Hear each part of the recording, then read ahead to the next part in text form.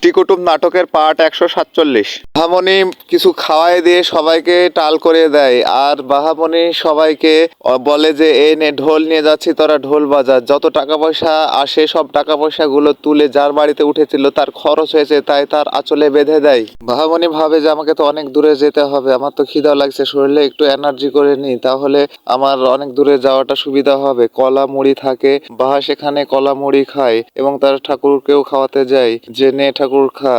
সেখানকার কাজ শেষ করার পরে বাহা বলে যে তোরা নাচতে থাক, আর আমি তোদের নাচ দেখছি। তখন তারা বলে আচ্ছা মা, তুমি যা বলবা সেটাই করব।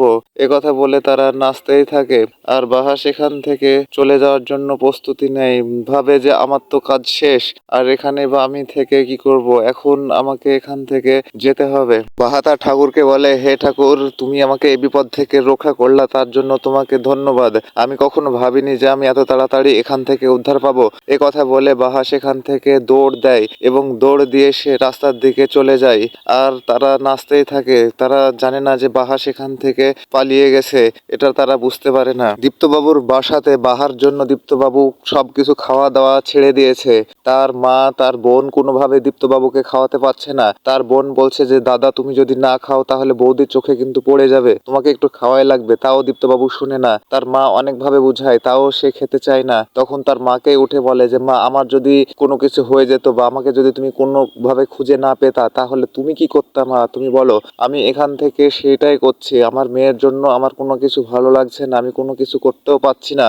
তখন তার বউ চলে এসে আসার পরে বলে যে নাও, তোমাকে কল দিয়েছে ভদ্রলোক। তখন দীপ্তবাবু সে ভদ্রলোকের সাথে অনেকটাই বাজে ব্যবহার করে আর বলে যে আপনার সাথে আমার এখন কথা বলার কোনো ইচ্ছা কোনো কিছুই নেই। আর তার বউ তখন বলে যে তুমি এইভাবে ভদ্রলোকটার সাথে কিসের জন্য খারাপ আচরণ করলা, এটা তোমার কি উচিত হলো? দীপ্তবাবু বলে যে আমি কার সাথে কি আচরণ করব না করব সেটা নিতান্তই আমার ব্যক্তিগত ব্যাপার, এগুলো নিয়ে তোমার মাথা ব্যথা না করলেও হবে। তখন তার বউ বলে যে আসলে তোমার শোকের কারণটা কি সেটা কি জানতে পারি, যে তুমি কাজের মেয়েটা হারাই গেছে বলে তুমি খাওয়া দাওয়া সবকিছু ছেড়ে দিয়েছো।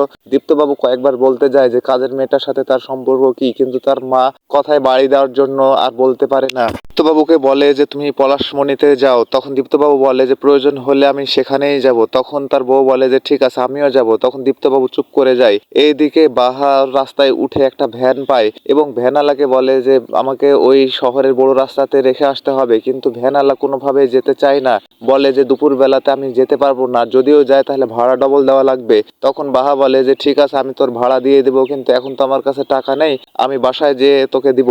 কথা বলে তখন লোকটি বলে যে কোন পাগলের পাল্লায় পড়লাম, আমি যেতে পারবো না বলে মাটিতে বসে পড়ে। তখন বাহা ভ্যানে উঠে বসে, বলে যে তুই যদি না যাস তাহলে তোর আমি ভ্যান ছাড়বো না। তখন বলে যে যাবো না, কি করে ভ্যান যাচ্ছে সেটাই দেখছি। তখন বাহা বলে ঠিক আছে তুই যাবি না, তোর ঘাট যাবে। কথা বলে বাহা ভ্যানটা নিজেই চালাতে যায়। তাও লোকটা অমনি বলে যে এটা আবার কেমন কথা। বাহা বলে আমাকে রেখে না আসলে তোর ভ্যান আমি ভেঙে ফেলবো।